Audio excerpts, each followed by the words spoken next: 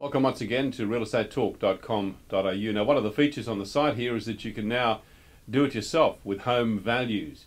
A DIY home values is available there for you. Free access to Price Finder. There's a button just on the right hand side. Click on that and you'll get all the information that you need to help you do your own valuation on a property, maybe your own property or maybe one that you want to buy. I want to tell you about an interview that's on our site right now with Ana Stankovick from renovateandprofit.com.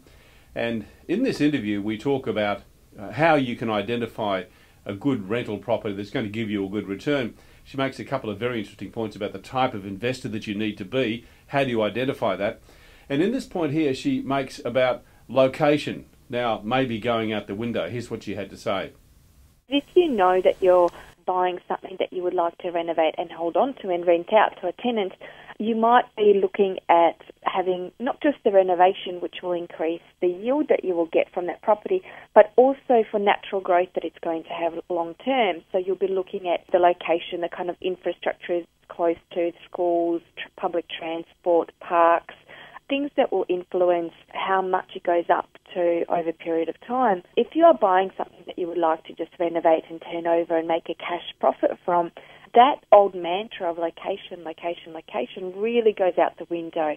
Later in the same interview, Anna tells us how you can add the most value to a property. What's the one thing that you can do that will add the most value? Here's what she had to say. One of the things that I talk a lot about with my clients and I educate them about is what adds the most value, because at the end of the day that's going to influence what they then look for in the properties that they're looking to purchase. And highest of all, above all else, of course, is the changing the profile of a property. And what I mean by that, our profile is all those things that a person is likely to search when they're searching on the internet. Once they've entered their budgetary limitations, and if they're looking at specific locations, they're then going to be entering information such as number of bedrooms, number of bathrooms, number of car spaces.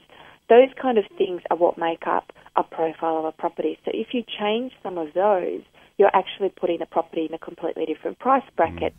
Lots of other interesting points in the interview there with Ana Stankovick as well, so make sure you have a listen to that. It's on the site here right now, along with all those other interviews and new reports going up every day. So make sure you keep coming back to the site. And an invitation for you once again to do it yourself with home valuation. Just click on that Price Finder link at the side.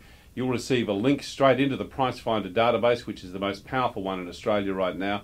And you can value your own property, maybe your property or the one that you want to buy. So go to it. It's absolutely free, and I look forward to seeing you again really soon.